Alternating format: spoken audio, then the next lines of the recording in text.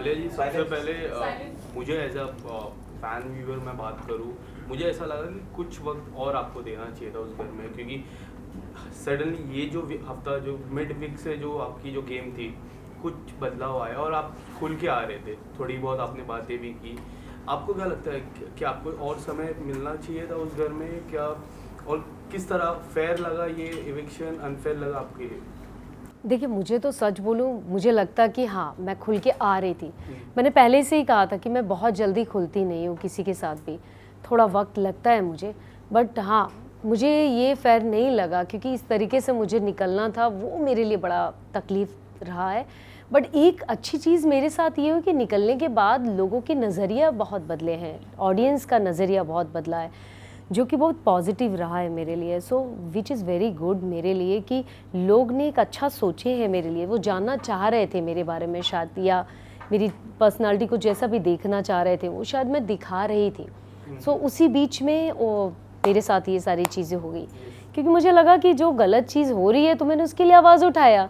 सो शायद मेरी आवाज़ को दबाया जाने की कोशिश कर रहे थे और वही हुआ कि मैं खुल के इसी वजह से आगे नहीं आ पाई। टास्क की मैं बात करूँ, सबसे पहले टास्क जो पुनीत पुनीत को लगा कि काफ़ी अनफेयर हुआ।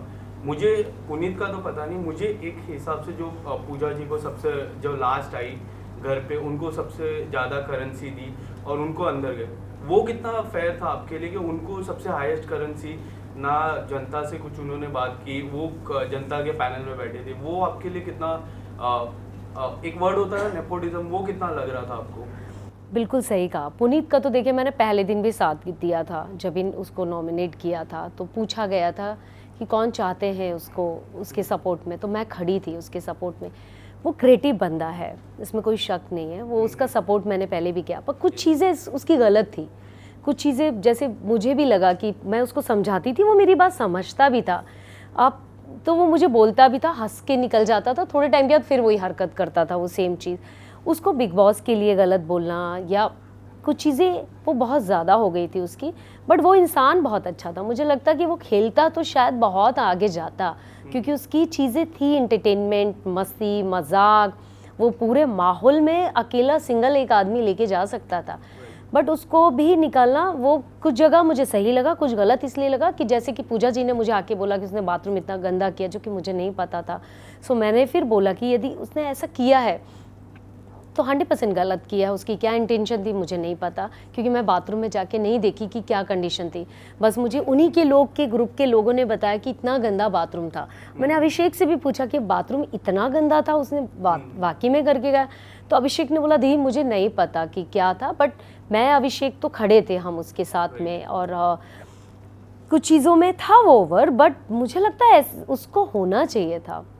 मतलब बाथरूम की मैं बात करूँ, एक छोटा सा मुद्दा था, मुझे ऐसा लगा कि हो जाता है कभी, ये बाथरूम नहीं तो मेल के बाथरूम में आप चले गए, उसको लेके कोई बड़ी बात बनाने की कोशिश थी घर वालों की तरफ से। आपको ऐसा लगा कि आपने बोला कि मैं भूल गई, मैंने ये जानबूझ के नहीं किया, तो आप अगर कुछ बताना चाहोगे तो उस पर क्या होगा? हाँ जी। सो देखिए, मैं पहली बात तो मैं खुद रूल्स बहुत फॉलो करती थी। जहाँ मेरी गलती होती थी तो मैं बिग बॉस को खुद बोलती थी, आई एम सॉरी, मेरे से गलती हुई है। और बहुत सारी चीज़ें थी कि मैं उस टाइम अभिषेक की तबीयत ख़राब थी, उसके कुछ कपड़े उसको धोने थे, उसके पास थे नहीं। सो मैंने ली, मैं जा रही हूँ धोने, तो मुझे दे दे, मैं धो देती हूँ तेरे कपड़े, क्योंकि मुझे उससे प्यार, एक ब्रदर वाला फीलिंग्स आ गई थी और मुझे उसके साथ अच्छा फील हो रहा था। मैंने ठीक है, मेरा भाई है, ठीक है, कपड़े धो देती हूँ। हालांकि मुझे भी नहीं आते हाथ से धोते कपड़े, सच बताऊँ मैंने अपनी लाइफ में हाथ से तो नहीं धोए हैं कपड़े। दुनिया का सब काम कर सकती हूँ, बस कपड़े नहीं धो सकती हूँ, क्योंकि वो जो बैठ के प्रॉब्लम होती है ना, ऐसे ऐसे करके, वो मुझे भी नहीं आता है। बट मैं धो के निकली और उस टाइम पे मेरे टाइम ऐसा चल रहा था कि मैं वो शावर लेके वो सैनिटरी पैड भूल गई, दरवाजे के पीछे था और एकदम मैंने कॉर्नर पे रखा था कि बाथरूम कहीं गंदा नहीं होना चाहिए, कहीं कॉर्नर पे मैंने साइड में रख दिया और मैं निकल गई, कपड़े लेके, शावर लेके, सब सामान अमान उठा के बाहर निकल गई। उसके बाद मुझे आकांक्षा आके बोलती कि तुमने ऐसा किया, क्योंकि वो, मैंने लिया ऑफकोर्स मैं ही नहीं किया होगा, क्योंकि मैं ही नहीं रख के आई थी।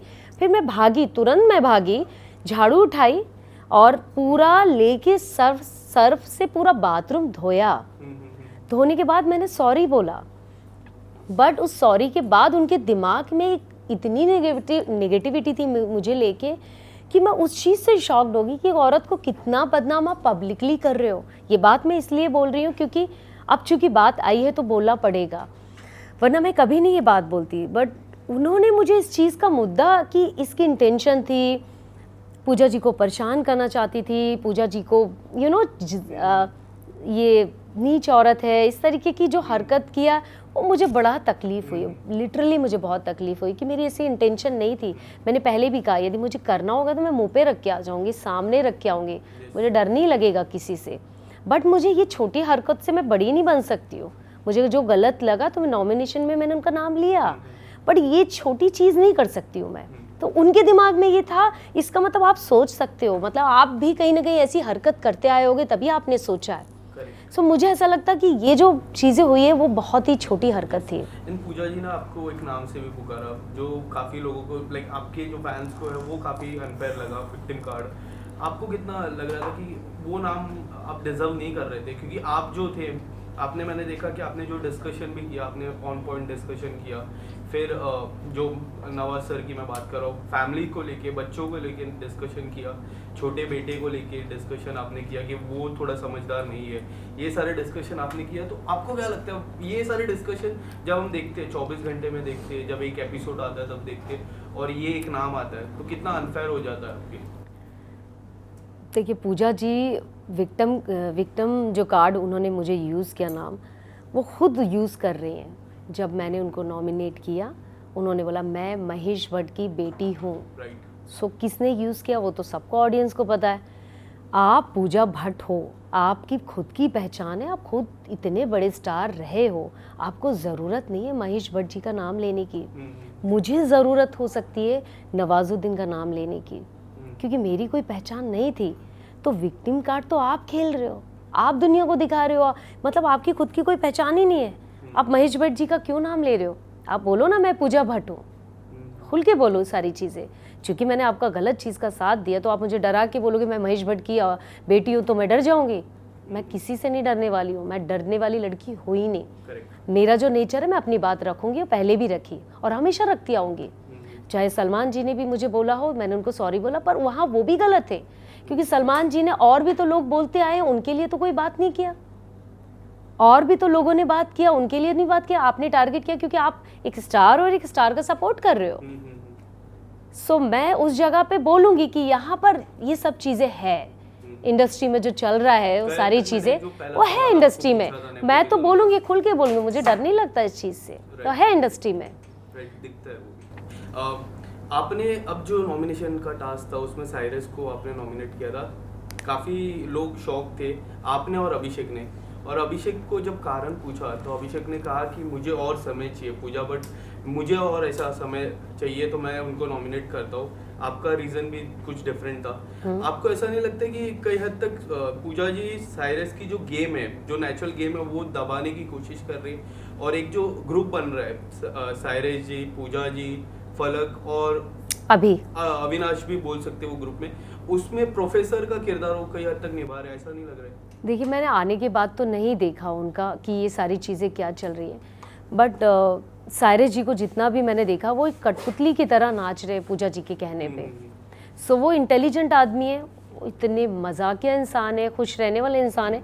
हालांकि वो बहुत, उनकी एक डिमांड है, उनको खाना चाहिए। हम लोग अपना खाना छोड़ के, हमने अपना खाना, हम लोग को चिकन, मुझे तो एवरीडे चिकन चाहिए, बट हमें लगता था ठीक है यार एक आदमी की नीड है, वो एक्सरसाइज करो, छोड़ दो, जाने दो जाने दो। हम लोग ने सबने कॉम्प्रोमाइज़ किया उनके लिए, बट मुझे लगता है उनको भी समझदारी से चलना चाहिए कि हम ऐसे हालात में आए हैं जहाँ हमें सर्वाइव करना है, हमें अपनी चीज़ों को थोड़ा कम करना चाहिए, अपनी डिज़ायर, अपनी चीज़ें।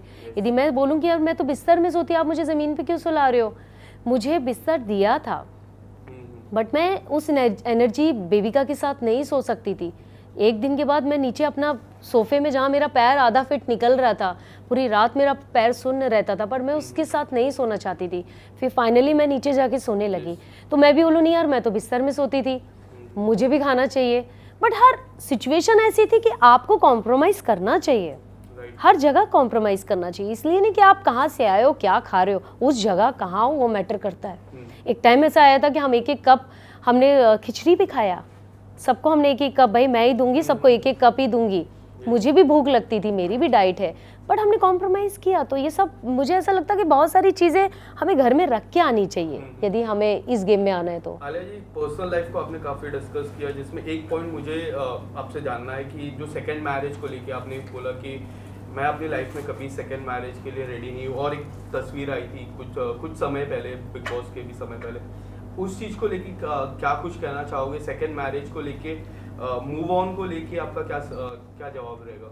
देखिए, मैंने खुल के बताया था, और मैंने वो चीज़ पोस्ट इसलिए कि मेरी इंस्टा में मैंने कभी पर्सनल अपनी चीज़ नहीं रखी, और ना मेरी लाइफ में पर्सनल कोई चीज़ थी। और जब आई, मैं उस शख्स के साथ बहुत खुश हूँ, और मुझे नहीं पता ये रिश्ता कितने दिन का है, बट जितने दिन भी है मैं खुश हूँ उसमें। और ऑफ कोर्स मुझे एक पार्टनर चाहिए लाइफ में खुश रहने के लिए, मेरी भी लाइफ है, आगे बढ़ रही है। इसका मतलब थोड़ी नहीं कि मैं एकदम अब मेरा डिवोर्स हो गया तो मैं बस यही करने वाली, नहीं, मुझे भी एक पार्टनर चाहिए, मुझे भी उसके साथ खुश रहना। मेरा भी दिल करता है घूमने का, मेरा भी दिल करता है कॉफ़ी पीने का, वाइन पीने का, किसी के साथ का टाइम गुजारने का। तो गलत क्या है? ये मेरी चाहत है, मेरी ख्वाहिश है। तो मैंने अपनी बात रखी लोगों के सामने। हाँ, रही बस शादी की, शादी के लिए मैं बिल्कुल तैयार नहीं हूँ, और मैंने इसको खुल के भी बात किया है। सो ऐसा कुछ नहीं, शादी मैं नहीं कर सकती हूँ, अब इस जन्म में तो नहीं कर सकती हूँ शादी। आलिया जी, एक आखिरी सवाल। कल एक रिपोर्टर ने नवाज सर से पूछा था आपके इविक्शन पे, उन्होंने इग्नोर किया और वो चले गए, आपका क्या टेक है इसमें? देखिए, वो उन्होंने इग्नोर किया, क्या पूछा मुझे तो पहली बात तो यही नहीं पता। नहीं, उन्होंने, एक रिपोर्टर ने नवाज सर से कहा कि आप मिड इविक्शन हुए, आप घर के बाहर आ चुके हैं, ये सवाल था। उन्होंने हाथ जोड़ा और वो चले गए, उन्होंने कम्प्लीटली इग्नोर किया। तो इस पे आपका क्या टेक है? वो उनका अपना पर्सनल है, उसके लिए मैं कुछ भी नहीं कह सकती हूँ। उनके दिमाग में क्या होगा, क्या चीज़ें, मैं सच बताऊँ वो चीज़ मैं नहीं बोल सकती हूँ। यस, या थैंक यू सो मच।